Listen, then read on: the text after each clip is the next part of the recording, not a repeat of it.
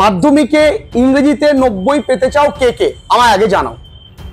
Who wants to get 90+ in মাধ্যমিক? অনেকেই চায়। এবার স্যার এর কি ওষুধ আছে? কোনো আছে, এর ওষুধ একটা আছে, আজকের ভিডিওতে বলে দেব, আজকের ক্লাসে বলে দেব।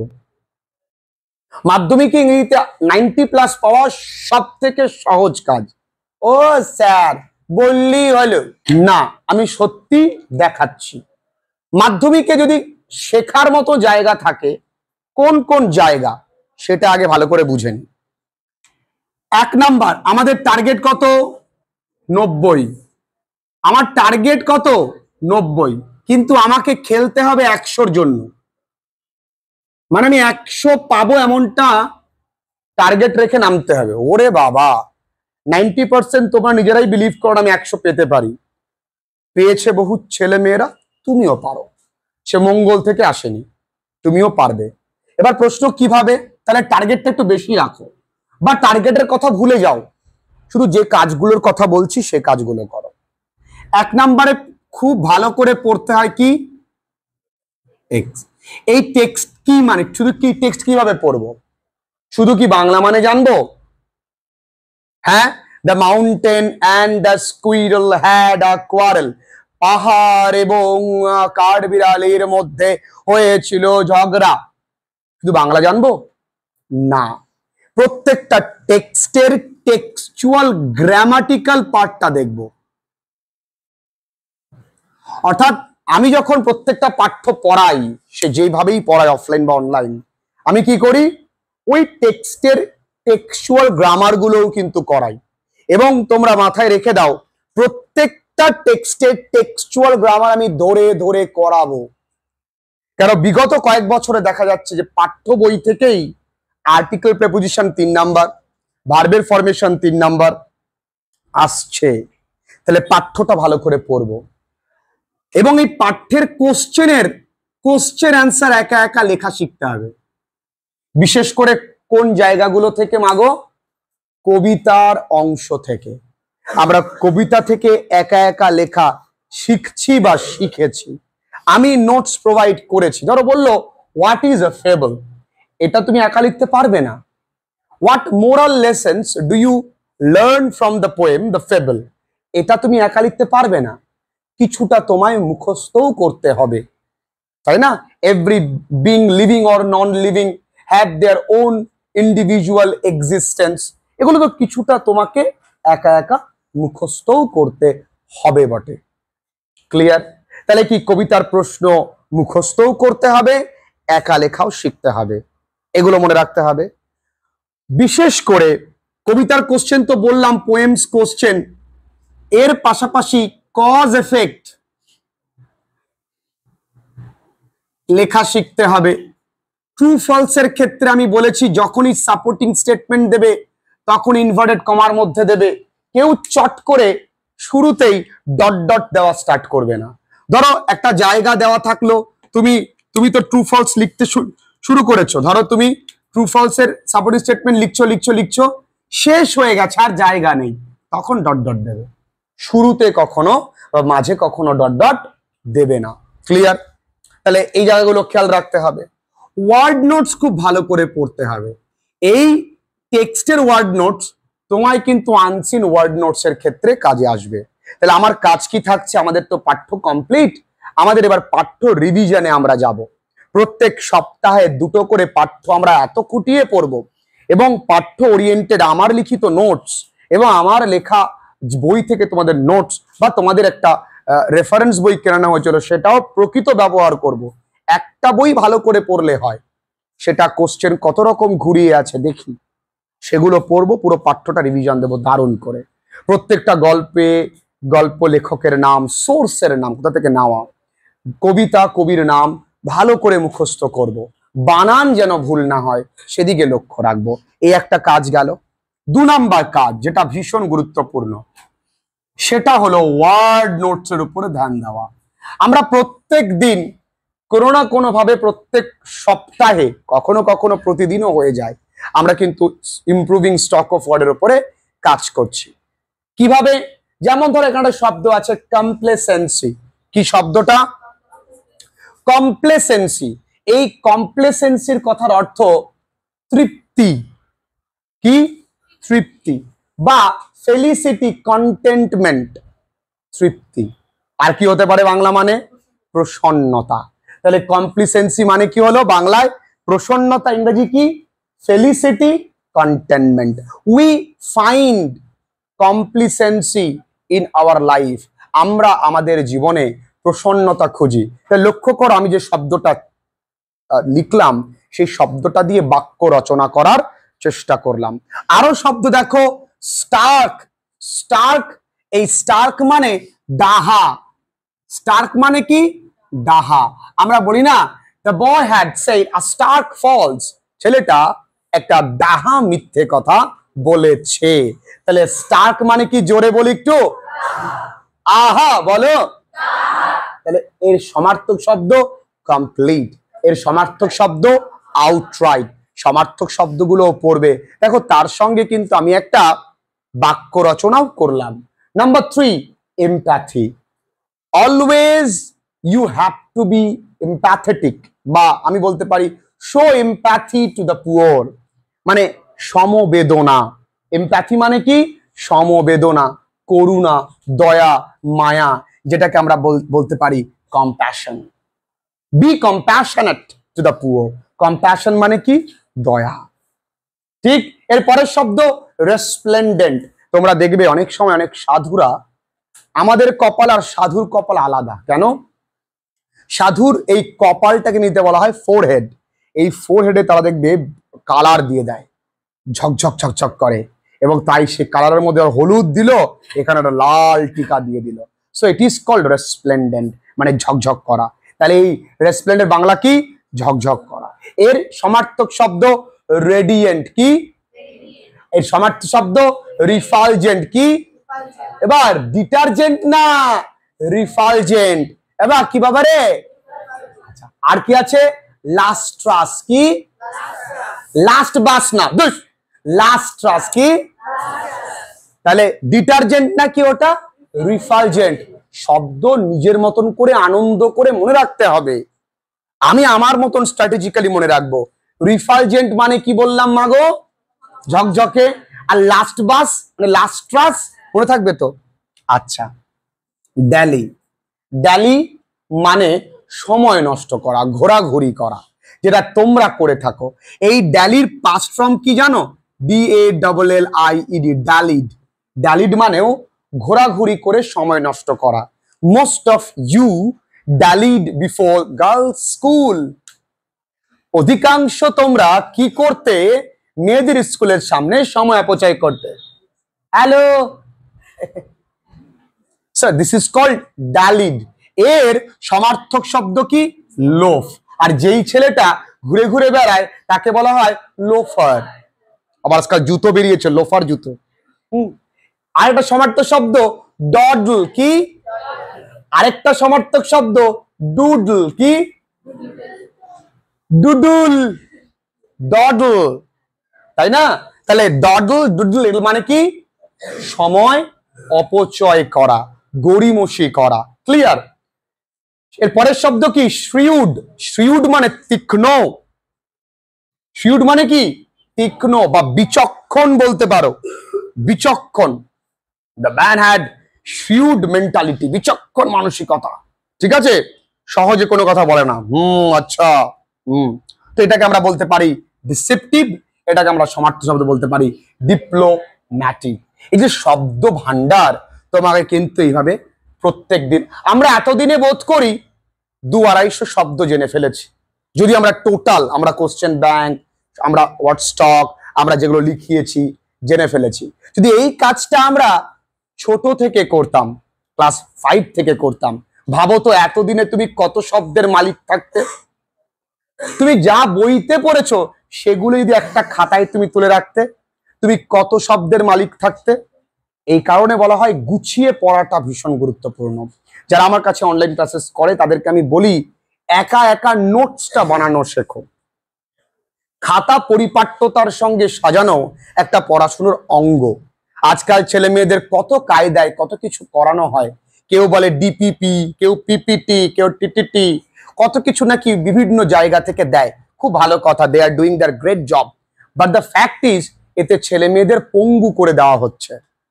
আমি আমার নোটস নিজে তৈরি করব, আর কেউ আমাকে দেবে, আমি জেরক্স করে নেব, দুটো এক কখনোই হতে পারে না। আমি যখন নোটসটা করব, ওই নোটসটা লিখতে লিখতেই প্রায় 60% মুখস্থ হয়ে যায়। আমার লেখার দ্রুততা বাড়ে, আমার হাতের লেখার সৌন্দর্য বৃদ্ধি পায়, আমার তাছাড়া পরবর্তীকালে পরিশ্রম করা মানসিকতা তৈরি হয়। তাই আজকালে এই ডিটিটি টিটিটি পিপিপি এই ভরসায় না থেকে প্রত্যেকের নোটস নিজে তৈরি করো, কারণ নিজে তৈরি করলে নোটস করাকালীন তোমার নিজের নোটস নিজেরই মুখস্থ হয়ে যাবে, হাতের লেখা ভালো হবে, তাই না? আর কি হবে, তোমার হাতের লেখার দ্রুততা বাড়বে, তুমি নির্ভুল লেখা শিখবে। তাই ওই একদম মুখে তুলে দেবে, তুমি খালি বসে বসে চাবিয়ে চাবিয়ে খাবা, এতে আসলে তোমাকে পঙ্গু বানানোর পরিকল্পনা, কমপ্লিট ডিপেন্ডেন্সি তোমার মধ্যে চলে আসছে। বাবা বুঝতে পেরেছো? এর পরের শব্দ ফরবিডিং। ফরবিডিং মানে আনঅ্যাট্রাক্টিভ, কুৎসিত। তোমরা বলতে পারো sir you have a forbidding outlook, আপনাকে দেখতে না কুৎসিত, বলতেই পারো, কোনো সমস্যা নেই। আচ্ছা, এটা উচ্চারণ কিন্তু হাগুনা, সরি ভাগুনা, এটা ভেগ। কি ভেগ? এই ভেগ মানে আম্বি আম্বে গু আস, ambiguous, ambiguous, to category ambiguous category. এর মানে হচ্ছে অনির্দিষ্ট, অনিশ্চিত, আর কি আনসার্টেন, আর প্রিক্যারিয়াস। কি বললাম বাবুরে, জোরে বলি, প্রিক্যারিয়াস। আচ্ছা, গ্র্যাটিফাইড মানে সন্তুষ্ট, স্যাটিসফাইড। গ্র্যাটিফাইড মানে appeased, A double P E A A C D, appeased. Treacherous, treacherous মানে কি? Treacherous, punic, disloyal. এই ডিসলয়াল মানে তোমরা নিশ্চয়ই বুঝতে পারছো, বিশ্বাসঘাতক। তুমি কোনো বন্ধু বা বান্ধবী তোমায় বিশ্বাসঘাতকতা করে চলে গেল, তুমি বললে you are a treacherous, you have played with my life, জীবন নিয়ে খেলেছিস, তুই একটা বিশ্বাসঘাতক। I can not live with a treacherous, আমি একটা বিশ্বাসঘাতকের সঙ্গে থাকতে পারবো না, আজকের পর থেকে ব্রেকআপ। এই ব্রেকআপ এটা একটা ফ্রেজাল ভার্ব। এই ব্রেকআপ মানে এন্ড, ব্রেকআপ মানে ক্লোজ, ব্রেকআপ মানে ভেঙে দেওয়া। ঠিক আছে, এখানেও গ্রামার শেখাচ্ছি। তাহলে এই শব্দ ভান্ডার একটা ছোট্ট নমুনা দিলাম, তোমায় কিন্তু শব্দ ভান্ডারটাও বাড়ানোর চেষ্টা করতে হবে। তাহলে কি হবে, আনসিন শব্দের ক্ষেত্রে তোমার অসুবিধে হবে না, এবং সেক্ষেত্রে কিন্তু খেয়াল রাখবে, যেটা আমরা করি রিসেন্ট টপিকের ওপরে কাজ করি। আমরা রিসেন্ট টপিক এমনকি একটাও আছে যেটা আমরা লিখিনি, এমন একটাও নেই রিসেন্ট টপিক আমরা লিখিনি। রিসেন্ট টপিক কিন্তু আনসিন। এবং আমি তোমাদের এটাও জানিয়ে রাখি, আমি তোমাদের কিন্তু রিসেন্ট টপিকের ওপর আনসিনও করাবো, প্যাসেজ পড়াবো, চিন্তা নেই। Number 3, grammar. গ্রামারের প্রথম দরকার ক্লিয়ার কনসেপ্ট আর প্র্যাকটিস।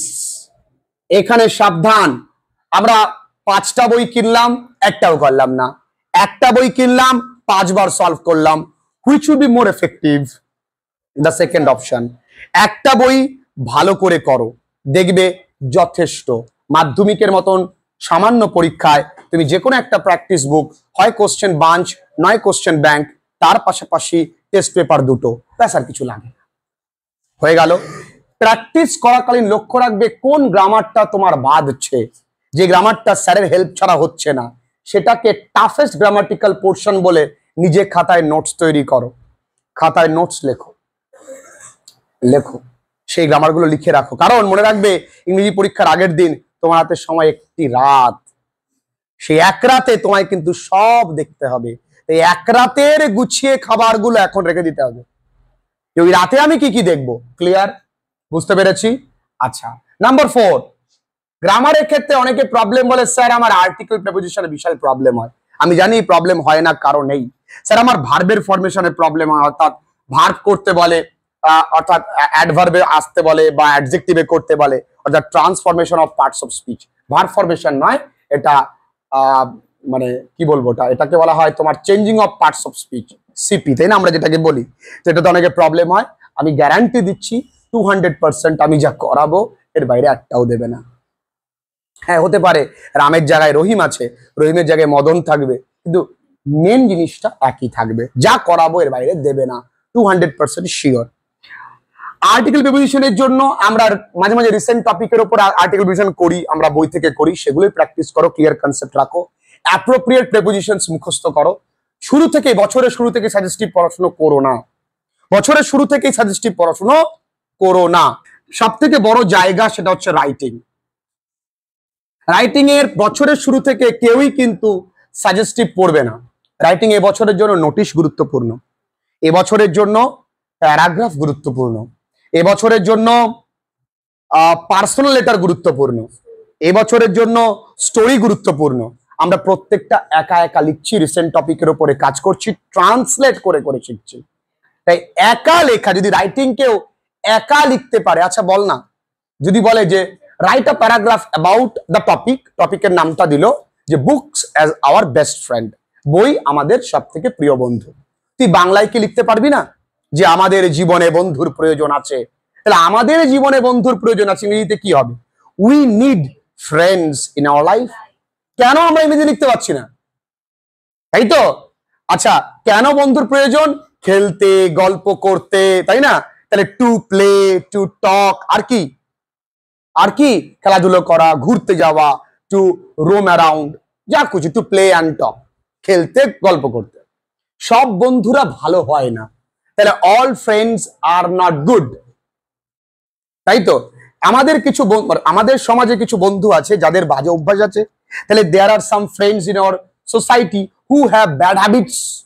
তারা চায়, they want to make us, আমাদের বানাতে লাইক দেম, তাদের মতন। তাহলে একা কেন লিখতে পারবো না?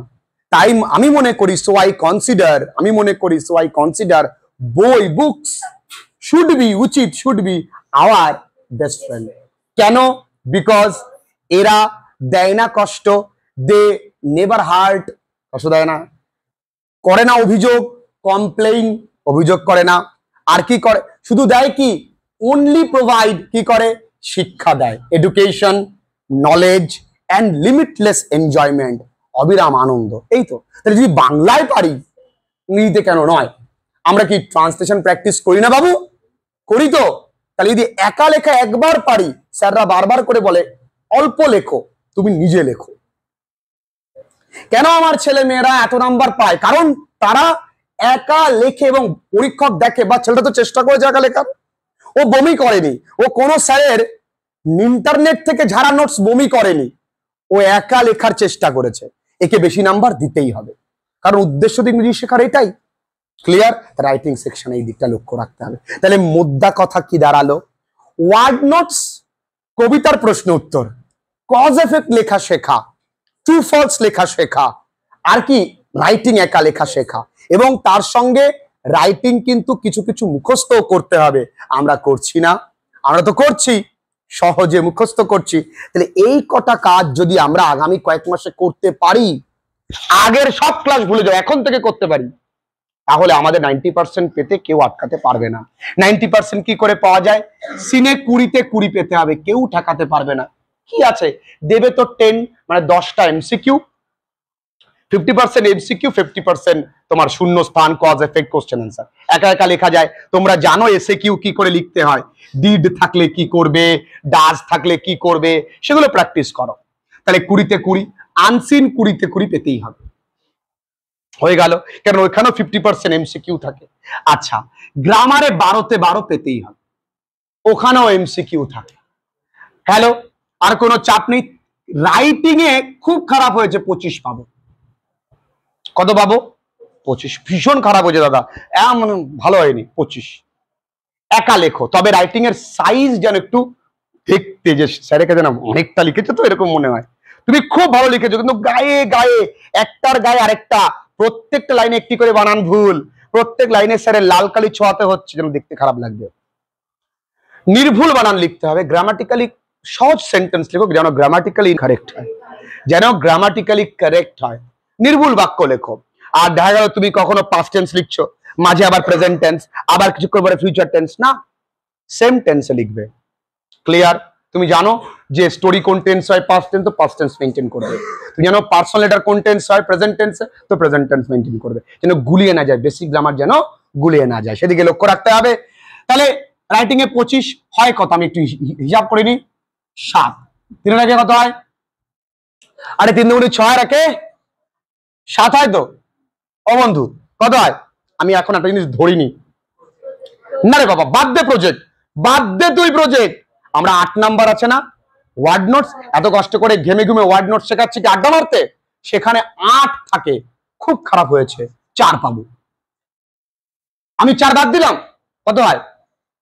কত হয়? 7 4 আর 8 এর আগে 81 হয়। স্কুলে দেবেন, স্কুলের স্যারকে গিয়ে, ও স্যার ভালো আছেন, কত হয়েছে পরীক্ষায়? মন খারাপ, স্যার পরীক্ষায় ভালো হয়নি, 91। তাহলে বল, এখন মনে হচ্ছে তো ইট ইজ পসিবল। শুধু কন্টিনিউয়াস স্টাডি করতে হবে, শুধু কন্টিনিউয়াসলি পড়তে হবে।